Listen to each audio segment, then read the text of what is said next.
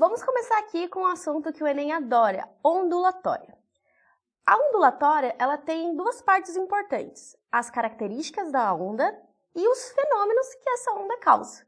Mas o que é uma onda em si? Se eu pedir assim para você definir, uma onda a gente pode classificar como uma perturbação no espaço.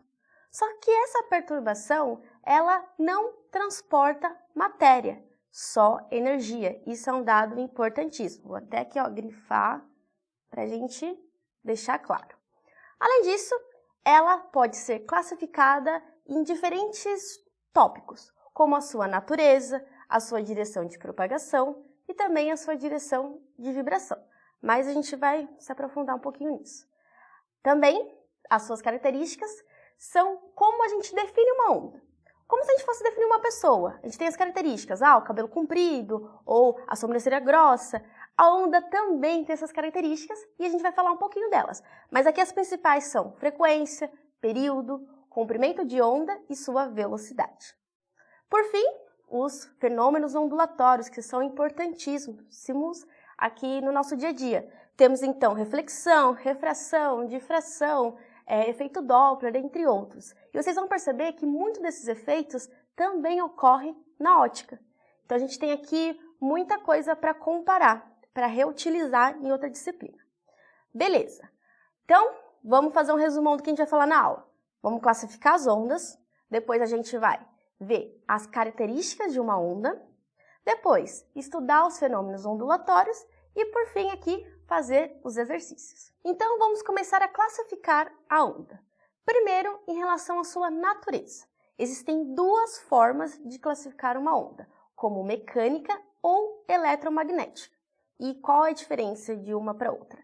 Na mecânica, a gente precisa de um meio material para se propagar, como é o caso de uma onda em uma corda do violão, ou as ondas sonoras. Vocês já perceberam que filme que tem explosões no espaço, foguetes, aviões não, ônibus espaciais, eles tentam tirar esse erro, mas muitos filmes antigos sempre tem brum, explosão. Isso não ocorre, porque o som é uma onda mecânica e ela precisa de um meio, precisa do ar ou da água. No espaço, no vácuo, ela não se propaga. E também a gente tem a onda mais, eu acho a forma mais fácil de ver uma onda, que seria as ondas do mar. Ela também é uma onda mecânica. Diferente aqui das ondas eletromagnéticas, que não precisam de um meio para se propagar. O que consegue se propagar no espaço? Se você parar para pensar, o que vem do espaço que chega até nós, que pode ser classificado como uma onda? Aqui a gente tem a luz, que faz tudo aqui ser iluminado e vocês conseguirem enxergar. A luz, ela consegue ultrapassar essa barreira, ela consegue se propagar em diferentes meios, mas também quando não tem meio ela consegue. Por isso, quando a gente trabalha velocidades de ondas que estão em diferentes meios, ou seja, ondas eletromagnéticas, a gente sempre considera constante a velocidade da luz.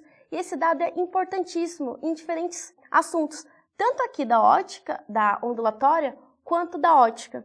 São assuntos tão parecidos que até eu confundo às vezes. Esse valor é de 3 vezes 10 a oitava metros por segundo. É uma velocidade altíssima, por isso é bem importante a gente ter esse dado. Às vezes o vestibular não nos traz. E essa onda eletromagnética, diferente aqui da corda, que vocês conseguem ver bonitinho, ou até mesmo se a gente pingasse uma gotinha numa superfície de um lago, a gente consegue ver aquela delimitação das ondas. As ondas eletromagnéticas a gente não consegue enxergar. Não consegue enxergar definido, mas eles têm mais ou menos esse desenho. Então, a gente tem uma onda em um plano e a outra onda em outro plano. Por quê? Olha isso, ondas eletromagnéticas. Elas formam, então, um campo elétrico e um campo magnético, que estão em diferentes planos. Isso é importantíssimo para a gente estudar os fenômenos ondulatórios. Então, não esqueçam dessa imagem. Ela vai ser importante mais para frente. Uma outra forma de classificar as ondas é em relação à sua direção de vibração, ou seja, como a fonte vai vibrar essa onda. Aqui, a gente tem duas formas também de vibrar, sendo ela longitudinal ou transversal. Qual a diferença de um para outro? Quando a gente fala de vibração longitudinal, a fonte vai ter a mesma direção que a vibração da nossa onda. Por exemplo, aqui em uma mola. Se eu arrastar a mola para frente e para trás, ela vai formar uma onda para frente. Então, percebam, a minha fonte está aqui, ó, formando uma onda para frente e para trás, e a onda está indo para frente. Isso é o que ocorre, por exemplo, com o som. Vamos agora só ver o caso do transversal para vocês pegarem a diferença. Na transversal, a gente tem que a direção de vibração é diferente da de propagação. Quando a gente tem, por exemplo, em uma corda. Se eu arrastar minha corda para cima e para baixo, a onda ela vai ser formada aqui para frente. Então, percebam, na longitudinal estava todo mundo no mesmo plano, todo mundo aqui reto. E na transversal, elas estavam realmente formando um T. Aqui, ó, elas estavam com um ângulo de 90 graus entre uma e outra. Então, a gente tem aqui essa diferença. Que tipo de onda a gente tem na transversal? É o caso da luz, uma onda eletromagnética. Então, todas as vezes que a gente falar de uma onda longitudinal, estamos falando de ondas mecânicas, como é o caso aqui do som, que vai fazer uma perturbação no meio, nesse plano, e as ondas vão ser propagadas para frente. E, quando a gente tem a transversal, a gente tem aqui a fonte de luz, que vai formar aqui um campo elétrico, um campo magnético, e vai ter essa diferença. Vocês precisam sempre associar esses detalhes, porque muitos dos exercícios do Enem são teóricos. Então, eles não vão falar, às vezes, a luz, uma onda eletromagnética, mas eles podem falar, a luz, que ela tem aqui uma direção de vibração transversal, tem qual característica, é classificada como. Então, é sempre bom associar esses detalhes. Ondas eletromagnéticas são transversais, ondas mecânicas são longitudinais. Mais para frente, quando a gente falar dos fenômenos ondulatórios, isso também vai ser importante. Falamos da direção de vibração, que significa, então, o que a fonte está fazendo. A fonte está formando uma onda paralela ao movimento da onda ou está formando a onda através de movimento transversal. Então, a gente trabalhou com essa parte de vibração, mas essa parte de movimento da onda a gente chama de propagação, direção de propagação. E isso é uma forma também de classificar as ondas, que pode ser unidimensional, bidimensional ou tridimensional. Os nomes já ajudam a gente a entender o que cada um significa. Quando a gente fala de uma onda unidimensional, a gente está falando de uma onda que se propaga apenas em um plano, como é o caso de uma onda numa corda. Quando a gente está falando de uma onda bidimensional, a gente está falando de uma onda que se propaga em até 2 planos, como seria o caso de uma gotinha caindo numa superfície de um lago, vai formar aquelas ondulações. Isso, diferente aqui da corda, a gente tem aqui já, naquele plano cartesiano, por exemplo, a gente tem o Y e o X. Então, a gente tem aqui as ondas indo em 2 dimensões. Agora, quando a gente fala de tridimensional, é uma onda que se espalha em 3 direções, como é o caso do som ou até mesmo da luz. Agora vamos entrar nas características da onda. Então vamos aqui colocar nome nas formas e detalhes aqui da onda. Então, ó, a onda aqui, uma ondulação, tem esse sobe, desce. Quando está na parte mais baixa, na descida, a gente chama de vale. Quando está na parte mais para cima, a parte mais alta, a gente chama de crista. Inclusive, quem vai para a praia já deve ter ouvido a crista da onda, então aqui aquele ponto mais alto. E o que determina essa altitude é esse azinho, ó, que a gente chama de amplitude, tudo bem? Por fim, a gente tem aqui o comprimento de onda, ou seja, o tamanho da onda. O que aconteceria se a gente esticasse ela e colocasse uma régua? É mais ou menos isso que esse carinha aqui, ó, que se chama lambda, ele está fazendo. Como que a gente acha esse comprimento de onda? Tem 3 formas. A mais comum, a gente pega aqui, ó, o ponto mais alto com o ponto mais alto. Ou seja, crista com crista. Aqui a gente tem um comprimento de onda. Além disso, a gente pode fazer o contrário, com os vales. Então, eu posso pegar o ponto mais baixo, e eu tenho aqui também, ó, novamente, um outro comprimento de onda. Eu também posso fazer de outra forma. Pegar aqui, ó, no meio e no meio. Colocando, ó, uma crista, um vale. Aqui eu tenho outro comprimento de onda. Se vocês forem analisar mesmo, qualquer pedacinho aqui que a gente for andando, se eu andar com essa setinha ó, um pouquinho para cá, ela só vai ser cortada aqui. Então, ó, eu tenho aqui um outro comprimento de onda, outro comprimento de onda. Na verdade, a gente poderia pegar qualquer ponto para fazer o comprimento de onda. Mas, lógico, se a gente tem um gráfico, se a gente tem aqui uma folha quadriculada atrás do nossa onda, é muito mais fácil ver o seu comprimento pelas cristas ou pelos vales. Se a onda está incompleta, ó, se o exercício me dá aqui, ó, ela cortada, eu posso fazer dessa maneira, ó, pegar no meio, considerando uma crista e um vale. Agora vamos entrar naquela parte que todo mundo reclama, a parte das equações, das fórmulas, mas relaxa, vai ser tranquilinho. Então, eu mostrei para vocês as características da onda. Então, a gente tem ali o comprimento e a gente tem também a amplitude. E a gente viu que o ponto mais alto é a crista, o ponto mais baixo é o vale. O que deixa a nossa onda ser mais gordinha, assim, mais larguinha ou mais fininha, por exemplo, essa diferença de uma onda para essa onda é a frequência, é a quantidade de ondulações que a gente tem em um determinado tempo.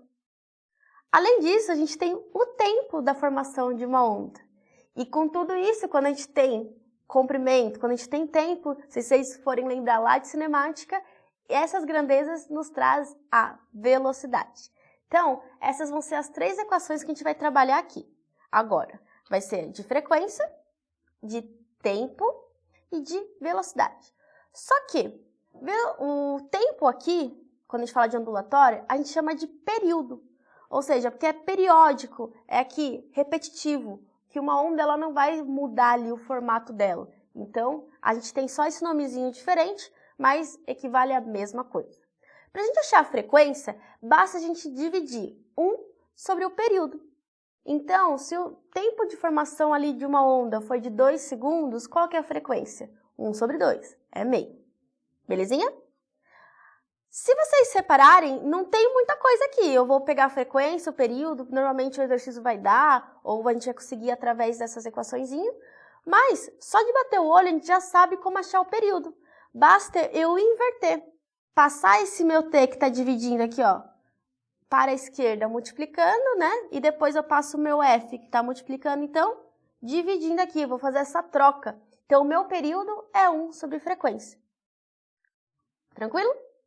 Por fim, então, a gente tem aqui a unidade de medida que a gente vai trabalhar com a frequência. Qual que vai ser essa unidade? Hertz.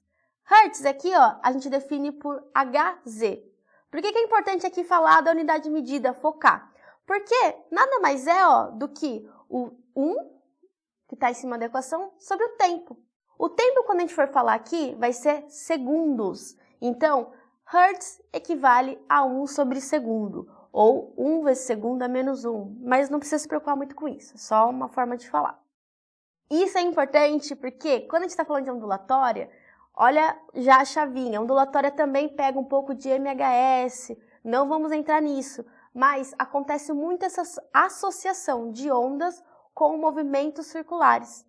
Então, é também muito interessante saber que a frequência, que vale 1 Hz, equivale a 60 rotações por minuto, 60 RPM. Então, 1 Hz, 60 RPM. E aqui a gente fecha essa parte da frequência. Agora sim podemos ir para a velocidade.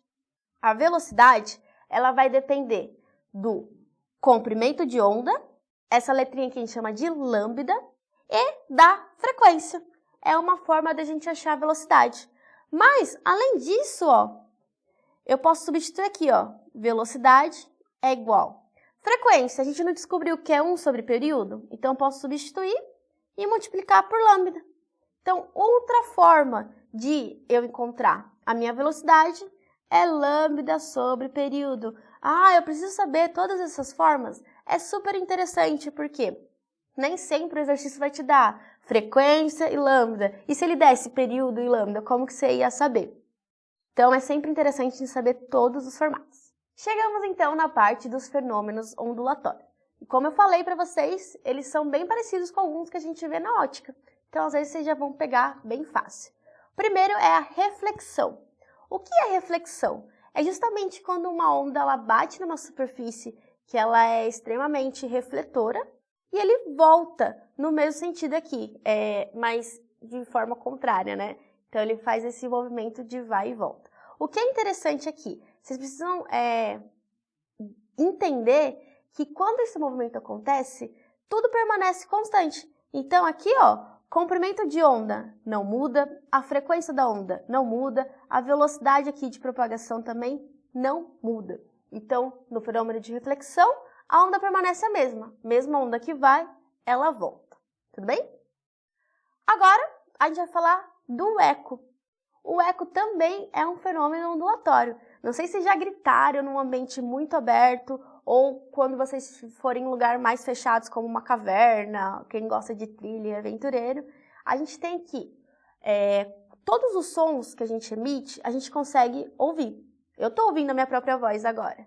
O eco é quando a gente ouve a nossa voz que está sendo emitida e, ao mesmo tempo, já ouve a reflexão dele. Então, se eu estivesse num lugar que tivesse uma boa acústica, de uma forma que fosse propício para o eco, como nessa caverna que eu falei, o que ia acontecer? Eu gritaria, ao mesmo tempo que o meu ouvido está recebendo a minha voz, está já recebendo a minha voz refletida nas paredes da caverna. Então, é um tipo de fenômeno bem específico que acontece em lugares específicos. E é interessante aqui que ele só acontece com ondas longitudinais. E faz sentido, né? A gente está falando aqui de eco. O eco, a gente está falando de som. Lembra que eu falei som, da mecânica, ondas longitudinais? É sempre bom ir linkando essas informações. E o eco, ele é muito utilizado na medicina, como aqueles exames de imagem, de ultrassonografia. Então, ultrassonografia, tá ali, o som, eco. Então, é bem legal associar isso. E para quem não conhece, mas gosta muito de biologia, a gente também tem aqueles animais que usam a ecolocalização, como os morcegos. O que eles fazem? Emite o som, aí através do som que é refletido, eles já têm um mecanismo para calcular a distância que tem ali um objeto ou uma possível captura ali de alimento. Beleza. E o eco, vocês perceberam que está associado com a reflexão, né? Então, um fenômeno ali puxa o outro. E aqui a gente tem também a difração. A difração também é quando a onda ela esbarra em um obstáculo. Só que diferente da reflexão, quando ela esbarra, ou para acontecer a difração, quando a onda esbarra nesse objeto, ela consegue contornar ele ou passar por algum orifício que tenha nessa nossa superfície que ela barrou. Como, por exemplo, aqui essa parede aqui, esse obstáculo, que tem uma rachura. Então, toda onda que chega aqui, ela consegue contornar. Tudo bem? O som também consegue fazer isso. Inclusive, quando a gente tem uma pessoa atrás da outra porta, a gente falar, ela vai conseguir ouvir, porque o som vai passar pela fechadura, por baixo da porta. Tudo bem? Então, novamente aqui, difração só acontece com ondas longitudinais. Então, se tiver uma questão ali, verdadeiro ou falso, difração pode acontecer com ondas transversais, com ondas eletromagnéticas? Não, já quebra aqui, tudo bem? Agora eu vou falar da interferência. Esse fenômeno ondulatório, ele tem aparecido bastante nos exercícios e ele ocorre quando uma onda também esbarra. Só que agora ela esbarra não em qualquer objeto, mas sim em outra onda. Então, interferência ocorre com o encontro de duas ondas. E esse encontro sempre acontece em fases, fase oposta ou fase igual. O que seria isso de fase oposta, fase igual? Quando a gente tem aqui uma fase oposta, a crista de uma onda se intercala com um vale de outra onda. Quando a gente fala de fases iguais, a crista de uma onda, ela esbarra com a crista da outra onda, ou o vale de uma onda esbarra com o vale da outra onda. E isso interfere para a gente muitíssimo. Quando a gente tem aqui uma interferência de fases opostas, a gente tem aqui uma interferência destrutiva. Então aqui, ó, minha primeira onda, percebam, a gente tem aqui, ó, crista encontrando com vale, vale encontrando com a crista, aqui, ó, crista da onda 1 com o vale da onda 2, vale da onda 1 com a crista da onda 2. Então, o que vai acontecer? A gente vai somar essas ondas. Só que se elas estão opostas, lembra na matemática? Sinais opostos. A gente vai usar aqui. A soma de um número menos ele mesmo vai dar o quê? 0. Então, quando essas ondas opostas se encontram, a gente tem uma onda resultante, ó, nula, destruída, acabou, 0 para ela. Então, aqui a gente tem uma interferência destrutiva. Quando a gente tem aqui, ó, fases iguais, ó, que legal. Crista com crista, vale com vale, da onda 1 e da onda 2. O que vai acontecer? A soma vai ser soma de iguais. Então, soma de dois números positivos vai acontecer o quê? Eu vou aumentar. Então, a minha onda resultante vai ter, ó, o dobro aqui, ó, da amplitude que ela tinha no começo, a onda 1 e a onda 2. Isso é o que chamamos de interferência construtiva. Tranquilo, né? Bom, agora a gente vai falar de ressonância. Não sei se já assistiram Harry Potter, aquela moça que fica no quadro tentando quebrar a taça. Ou se vocês já tentaram isso, já viram em algum programa de TV. A ressonância, a gente tenta então, com a própria voz, quebrar o vidro. Como que isso seria possível? Todos os materiais, o vidro, essa caneta, o meu óculos, o computador, tudo é feito de átomos. E os átomos, eles vibram. Quando a gente consegue colocar uma onda da mesma vibração que as partículas daquele material, ele entra em ressonância. Ou seja, a gente tem aqui uma vibração do material, eu coloco a onda igual, o que vai acontecer? Interferência construtiva. Elas vão entrar aqui em fases iguais e vai aumentar a amplitude. Só que a ressonância é um caso bem específico, porque essa interferência construtiva é demais, o material não aguenta aquela vibração extra. E aí, ploft, explode. Mas a ressonância também é utilizada na medicina. Assim como os exames de ecografia, a gente tem aqui também a ressonância magnética, que é um exame de imagem sem ser de uma forma invasiva. Então, a gente consegue detectar diferentes doenças sem ter que fazer uma cirurgia, uma biópsia. Então, normalmente, a ressonância está ligada com exercícios de maquinário de medicina. Uma doideira. Por fim, a gente tem aqui a polarização, nessa primeira parte. A polarização, ela é uma forma de filtro. A gente vai polarizar, a gente vai filtrar aquela onda. Lembra que eu falei que o formato da onda eletromagnética era importante?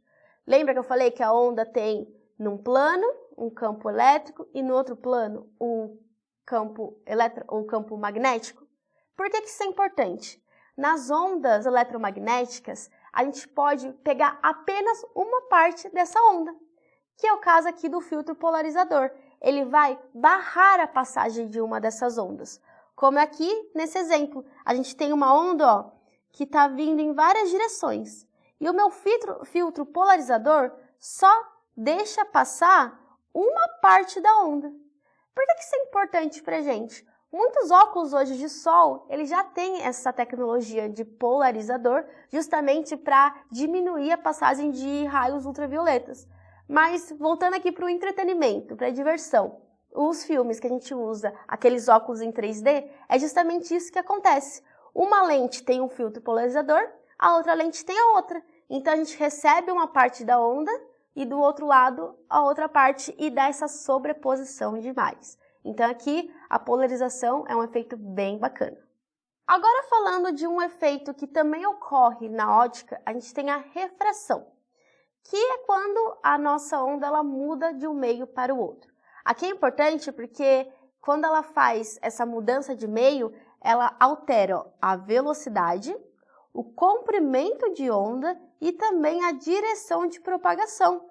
Então aqui a gente tem uma onda que ela é bem diferente da inicial. Mas, ó, a frequência permanece constante. Aqui tem um desenho para vocês entenderem melhor essa ideia. Então aqui, ó, eu tenho uma onda, que ó, o comprimento de onda é maior que o refratado. A gente tem, ó, um plano. Ela deveria vir para cá, a propagação, mas ó, ela veio um pouquinho mais para cá. Porém aqui, ó, frequência permaneceu a mesma. E a velocidade aqui também, a gente não tem como mostrar a velocidade, mas a velocidade aqui também se altera. Isso ocorre porque para cada meio a onda vai ter mais facilidade ou dificuldade de propagar. Quando tem mais dificuldade, ela vai mais lenta. Quando tem mais facilidade, ela vai mais rápido. Por isso que no vácuo a luz lá é rapidíssima, é a maior velocidade que a gente tem atualmente.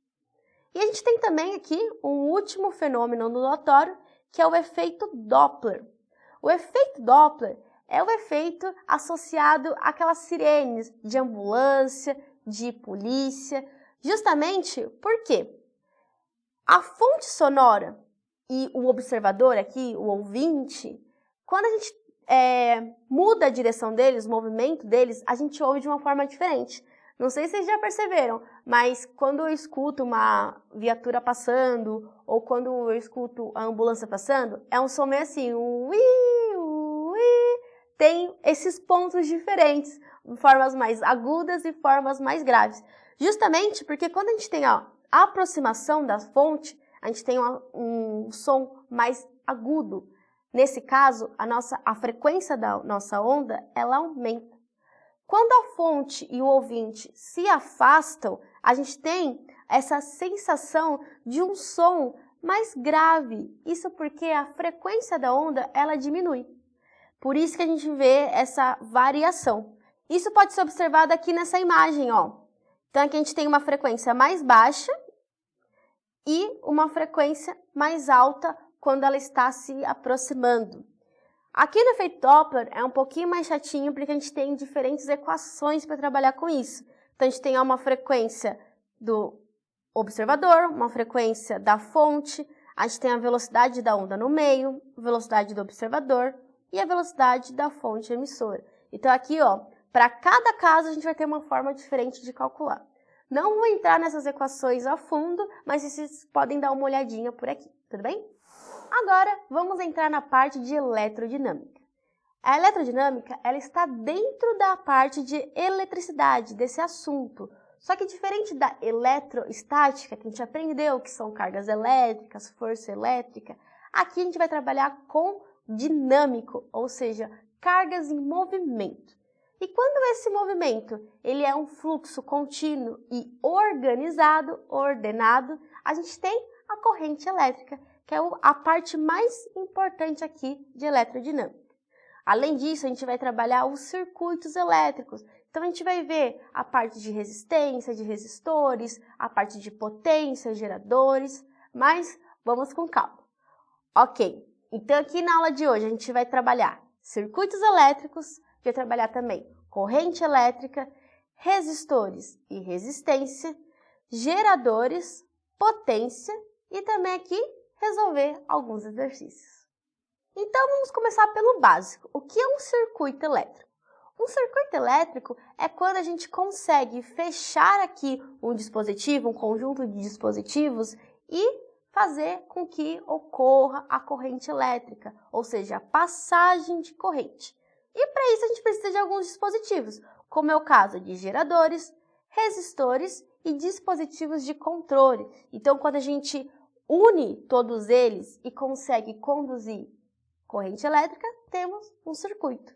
E um circuito mais simples do que vocês podem aqui imaginar é esse, de um interruptor que permite ou barra a passagem de corrente, a pilha que gera aqui esse fluxo ordenado das cargas, ou seja, que começa a dar movimento às cargas para a corrente ocorrer, e a lâmpada, que funciona aqui como um resistor que vai captar essa corrente elétrica e transformar ela em algo útil para a gente, como aqui em parte luminosa, né? A gente tem aqui a parte de eletricidade. Ok, então aqui a gente tem a passagem de corrente nesse circuito. Vamos definir cada parte. Geradores. O gerador, ele cria uma DDP, uma diferença de potencial. Então, o gerador, como é o caso de uma pilha, ele tem dois polos, o polo positivo e o polo negativo. A passagem de corrente ocorre do polo positivo para o polo negativo. E funciona aqui como uma pilha, uma tomada, uma bateria, tudo isso são formas de geradores. Resistores. Os resistores, eles dissipam a energia em forma de calor, causando o efeito Joule, mas a gente vai falar um pouquinho dele mais pra frente. Além disso, ele transforma aqui, ó, na parte de luz, como é o caso da lâmpada.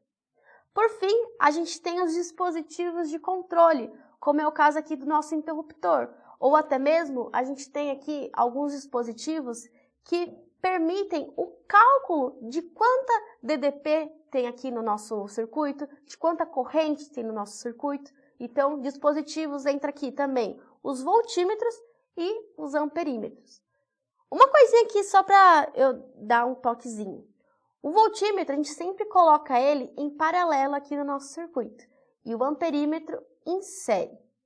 Paralelo é quando ele está aqui fora do nosso circuito, ele não vai interferir, e o amperímetro em série, ele vai estar aqui, ó, dentro do circuito, para medir corrente. Já vou me aprofundar um pouquinho mais, peraí. Então, vamos entender o que é essa tal de corrente elétrica. Nada mais é do que o fluxo ordenado das cargas elétricas. Então, quando a gente fala aqui de corrente, a gente tem aqui a quantidade de cargas que estão passando em um determinado tempo. Então, ó, cálculo de corrente, carga dividido por tempo. É interessante entender que a corrente ela pode ser alternada ou contínua. Quando a gente trabalha com corrente alternada, é a corrente que a diferença de potencial, o quem vai levar essa corrente para frente, ela fica alternando. Então, os polos positivo e negativo ficam variando ao longo do trajeto. Isso é ótimo para a gente, porque assim a gente consegue levar a energia elétrica para diferentes pontos em diferentes lugares, ou seja, lugares distantes da fonte, como é o caso que a gente pega lá da usina elétrica e leva até a nossa casa. Já na corrente contínua, é o caso das pilhas, das baterias. A gente precisa usar direto no equipamento que a gente não consegue transportar essa corrente para lugares mais longe. Falei para vocês aqui que corrente e carga tá totalmente ligado. Quando essa carga ela flui de forma ordenada, ela forma corrente. Então, uma outra forma de encontrar o valor da corrente elétrica é através do número de cargas e daqui do valor da carga elétrica.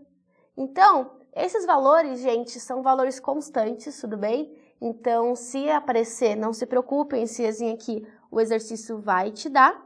E tudo isso dividido por tempo. Belezinha? É legal também sempre lembrar a unidade de medida. Aqui da corrente é o ampere. Por que eu já quis falar logo dessa parte de unidade e já deixei aqui em destaque? Lembra que eu falei agora há pouco sobre o voltímetro e o amperímetro, que eles medem ali algumas informações no circuito elétrico? Amperímetro, o que vocês acham que ele mede? A passagem de corrente. Então, se eu colocar um amperímetro dentro do circuito, eu vou saber quanta corrente está passando ali. Isso é importante para saber se está vindo muita corrente, que pode dar um curto aqui no meu circuito, se está vindo pouco, se é por isso que está com mau contato, que não está funcionando aqui meu dispositivo. Então, voltímetro aqui e amperímetro servem justamente para a gente ver a qualidade aqui do nosso circuito elétrico. Ok, mas o que faz essa corrente ficar de uma forma organizada, ordenada? É justamente o gerador. Aqui, o gerador elétrico, ele vai causar aquela diferença de potencial que eu falei aqui agora há pouco. E essa diferença de potencial, ó, lembra que eu falei igual a pilha? A gente tem um polo positivo e um polo negativo. A gente representa o polo positivo sendo a parte maior e o polo negativo a parte menor. Isso é só nomenclatura, tudo bem? Para a gente diferenciar. E a corrente sempre sai do sentido positivo para o negativo. Então, ó, esse formato aqui de corrente é o que passaria no nosso circuito. O polo negativo tem o valor mínimo ali da corrente e o polo positivo tem o valor máximo. E para a gente conseguir gerar essa DDP, a gente precisa então de um gerador que seja capaz de alimentar os meus dispositivos. Esses nossos geradores e essa corrente elétrica, ela não produz apenas ali a luz para nossa lâmpada. Ela pode, por exemplo, ó, produzir campos magnéticos, como é o caso ali do eletromagnetismo, que a gente trabalha com bobinas e ímãs. Além disso, ela pode sim, ó, emitir luz, como é o caso das lâmpadas incandescentes, e também pode emitir o calor, que eu falei para vocês que eu ia explicar o efeito Joule. O efeito Joule, ele é formado através da resistência dos dispositivos. Eu sei que eu falei que já ia falar dele, vou voltar aqui no próximo slide, espera aí. Agora o efeito Joule não passa, é aqui que a gente vai entender realmente como ele funciona.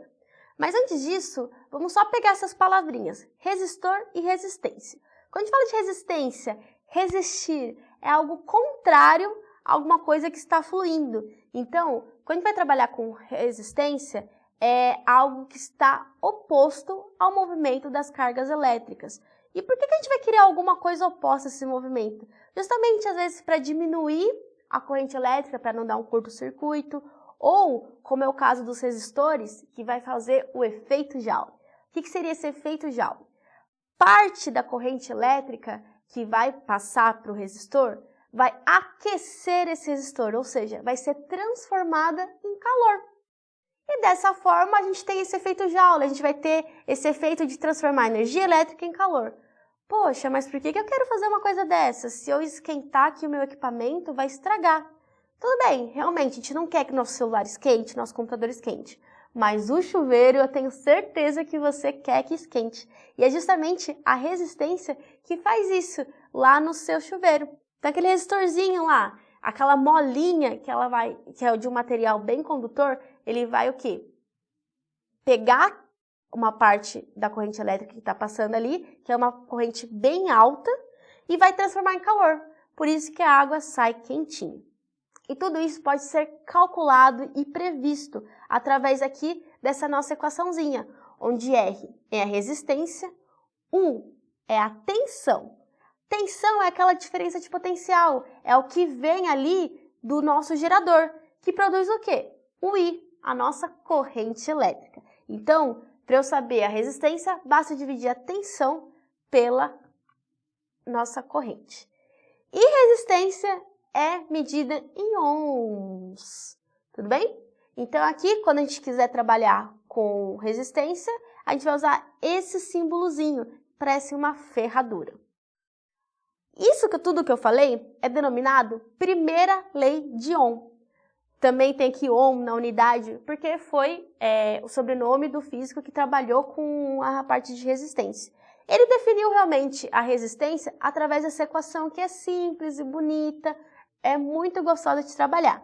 Mas ele percebeu que a resistência também depende do material com que a própria resistência é feita. Então, a área aqui, ó, onde passa a corrente, precisa ser considerada. Então, uma resistência fininha é diferente de uma resistência largona, grossona. O comprimento aqui do fio, ou seja, o comprimento aqui onde está tendo a passagem de corrente, também determina aqui o valor da resistência. Então, um fio desse tamanho tem uma resistência diferente de um fio desse tamanho. Além disso, o material com que esse fio é feito também altera aqui a nossa resistência. E isso a gente chama de resistividade. O quanto aquele material é resistivo. Uma borracha é menos condutora do que um fio de metal. Então, diferentes materiais têm diferentes resistências. E como que a gente vai considerar aqui, então, a segunda lei? A segunda lei de Ohm, então, nos traz que a resistência pode ser encontrada multiplicando a resistividade pelo comprimento e dividindo pela área.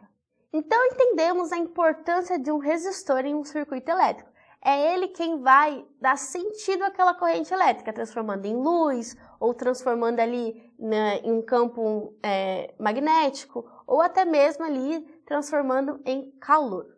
Ok, mas a gente não precisa trabalhar apenas com um resistor. A gente pode trabalhar com uma associação de resistores. A gente pode trabalhar com mais de um resistor em um circuito.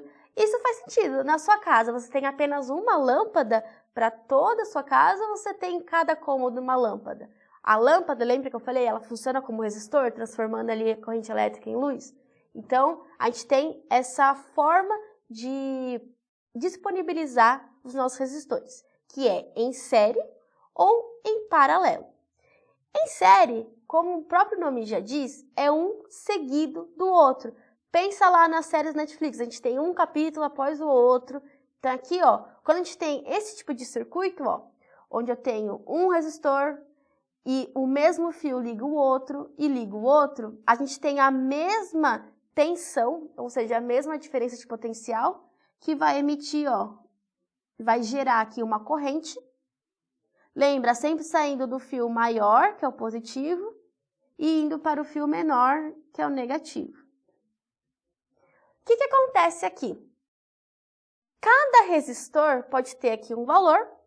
Se eu quisesse tirar esses 3 resistores e colocar um só, mas que funcionasse da mesma maneira, que utilizasse a mesma corrente, a mesma tensão, basta eu somar eles 3. Então aqui, ó, se eu quisesse tirar esses 3, bastava eu somar os seus valores e trocar por um igual. Vamos colocar números só para facilitar. Vamos falar aqui, ó, o R1 vale 1, R2 vale 2, R3 vale 3. A minha resistência equivalente nesse caso, então, seria, ó, 1 mais 2 mais 3, que é igual a 6. Ou seja, se eu tirar esses resistores aqui do meu circuito e colocar um resistor de 6 ohms, eu vou ter a mesma coisa. Se fosse 3 lâmpadas diferentes, eu teria uma com a mesma intensidade. Mais ou menos esse esquema. O que acontece aqui? A gente tem a corrente passando a mesma corrente em cada um. Então, se uma quebrar, se uma queimar aqui, vamos voltar para o circuito inicial. Se eu desconecto esse resistor, eu vou ter aqui um circuito aberto, um circuito onde não passa corrente. E o que vai acontecer? As outras não vão funcionar. Se fossem lâmpadas, igual um pisca-pisca. Se uma queimasse, as outras não teriam funcionalidade. Agora, num circuito em paralelo, a gente tem aqui as nossas resistências em fios diferentes. Ou seja, ó, tem resistência 1, que tem a corrente 1, resistência 2, que tem a corrente 2, e a resistência aqui 3, que eu tenho aqui a corrente 3. Percebam, ó, paralelo uma à outra, como se fossem ruas paralelas. O que vai acontecer nesse caso? Aqui, a minha corrente, ela vai ser dividida. Então, se eu tenho aqui uma corrente de 9 amperes, 3 vem para cá, 3 continua e vem para cá, 3 continua e vem para cá. Cada resistor vai pegar uma parcelazinha só da corrente. Isso é o caso que a gente tem nas lâmpadas de casa. Ou seja, se a gente desliga um, não tem problema, as outras vão continuar funcionando, porque a corrente está sendo dividida para cada um. Nesse caso, como a gente tem uma resistência que funciona de forma diferente da em série, aqui o cálculo também é diferente. Aqui a gente tem um cálculo diferente para a resistência. Como que vai ser então? Vai ser o valor inverso. Isso significa que equaçãozinha sempre vai ter essa fração de 1 sobre a resistência. Vamos colocar número também para vocês pegarem. Vamos falar que o R1 vale 2. Vou falar que vale 5, que é o número mais redondinho. E o R2 aqui também vale 5. O que eu vou fazer? Qual que vai ser a minha resistência equivalente? 1 sobre resistência equivalente é igual a 1 sobre 5, mais 1 sobre 5. que é igual a 2/5. Ah, então basta trocar essas minhas duas resistências, meus dois resistores, por um de 2,5? Não, aqui a gente tem um valor inverso. Então, tem que lembrar de reverter para conseguir o valor exato. Então, 1 sobre resistência é igual a 2/5. O que eu vou fazer? Minha resistência aqui vem para cima, meu 5 vem para cima e esse 2 vem para baixo. Vamos passar aqui, bonitinho. 5 vezes 1 dividido por 2 é igual a resistência. Ou seja, a minha resistência aqui, equivalente, seria igual a 5 sobre 2. Professora, não bastava só inverter aqui, o que está embaixo vai para cima, o que está em cima vai para baixo? É exatamente isso. Vocês podem já fazer direto. Só transformando essa fração em um número, seria de 2,5, né? Ohms. Então, eu poderia, nesse meu caso, nesse meu exemplo, vou fazer aqui, transformar essas minhas duas resistências, R1 e R2, em simplesmente uma resistência. Aí aqui acaba o meu circuito, vou tirar essa parte, que valha 2,5. Tudo bem? Então, tem essa única diferença entre série e paralelo. Em série, a resistência equivalente é só somar, e em paralelo, a gente tem que somar o inverso aqui nessa fraçãozinha. E a diferença também está aqui na nossa corrente. A corrente de série é a mesma corrente para todas as resistências, e em paralelo, a gente tem que a corrente ela é dividida em cada um.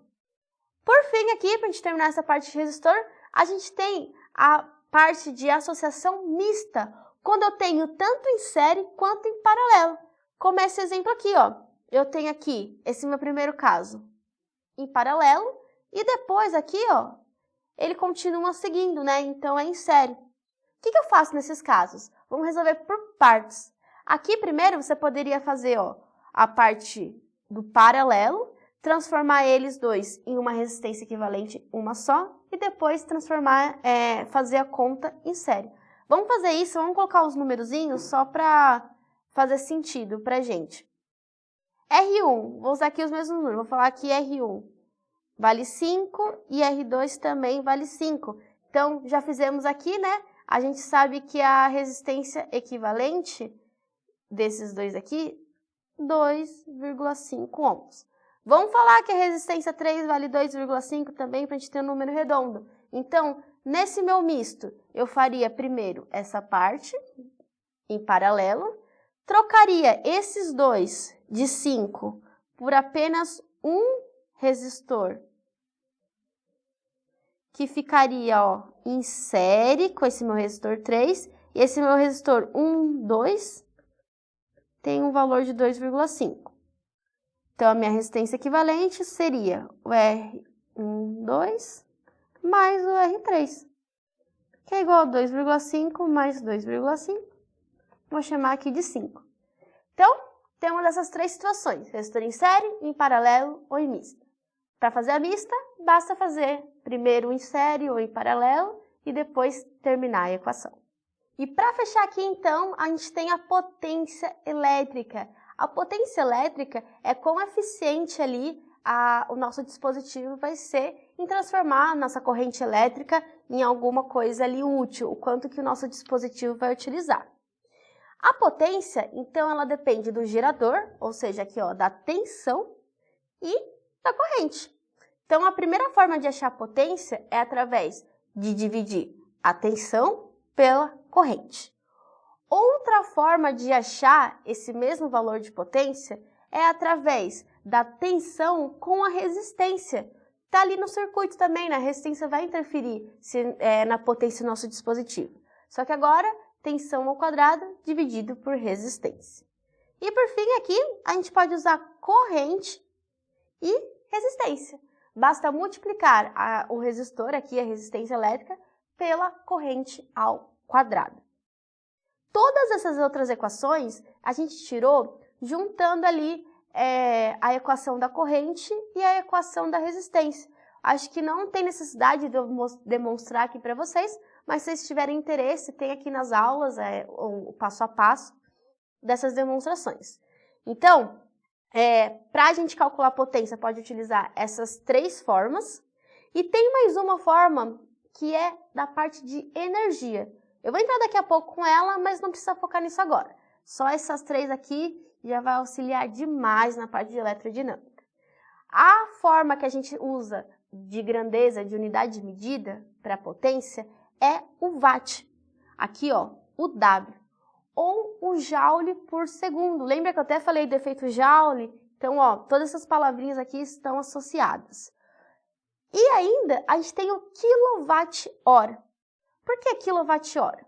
Falei para vocês aqui da potência do nosso dispositivo. Essa potência é o que a gente vai utilizar para o dispositivo, mas no nosso dia a dia, quando a gente vai pensar na potência do chuveiro elétrico, da geladeira, da máquina de lavar, do secador, isso tudo, ele interfere na nossa conta de energia elétrica. Então, quando a gente está falando de potência, também a gente pode utilizar esse quilowatt-hora, que as empresas de energia, elas calculam o nosso gasto a partir do quanto de potência ali está sendo utilizada por hora. Isso entra aqui, é interessante vocês saberem, mas eu não vou me aprofundar, mas aqui a gente usa a nossa equação de energia, a potência pode ser também encontrada por energia dividido pelo tempo. Então, se eu quero saber a parte de energia, eu sei que 1 kWh a gente está unindo 1 kg de watt mais 1 hora. O quilo, a gente é uma unidade, né? A gente usa, ele é equivalente a 10 elevado à terceira potência. Então, 10 elevado a 3 watts. E 1 hora em segundo, a gente usa aqui 360 segundos. Tudo isso para falar o quê? Que 1 kWh equivale a 3,6 vezes 10 a sexta joule. Por que eu comentei tudo isso? Existe muito exercício que a gente tem aqui no exercício do Enem, que trabalha com essa unidade, porque é do nosso dia a dia, do nosso cotidiano. Então, tem que lembrar que potência está associada também com joule. Tudo bem? Vamos então aqui para os exercícios. O primeiro aqui de ondulatório. Então, a gente tem o sonorizador, que é um dispositivo físico implantado sobre a superfície de uma rodovia, de modo que provoque uma trepidação e ruído quando dá a passagem de um veículo sobre ele. É aqueles mecanismozinhos, como se fossem uns degrauzinhos para fazer o drrrr. A gente perceber que tem ali uma situação atípica, como obras, pedágios ou travessia de pedestre. Ao passar sobre os sonorizadores, a suspensão do veículo sofre essas vibrações que produzem ondas sonoras, resultando em um barulho peculiar. É bem assim mesmo. Considere então um veículo que passe com uma velocidade constante de 108 km por hora sobre um sonorizador cujas faixas são separadas por uma distância de 8 centímetros. Aí aqui a gente tem aqui os dados. A frequência de vibração do automóvel percebida pelo condutor durante a passagem nesse sonorizador é mais próxima de qual valor? Então, bem, vamos pegar aqui as informações que a gente tem do enunciado para entender primeiro como a gente vai achar a frequência. A gente tem aqui velocidade, 108 km por hora. Quilômetros por hora. Distância em centímetros. Já está estranho porque a resposta é em hertz. Hertz, lembra que eu falei? É 1 sobre segundo. Então, aqui a gente tem que trabalhar com metros por segundo. 108 km por hora, a gente pode dividir aqui por 3,6, que a gente vai encontrar aqui um valor de 30 metros por segundo.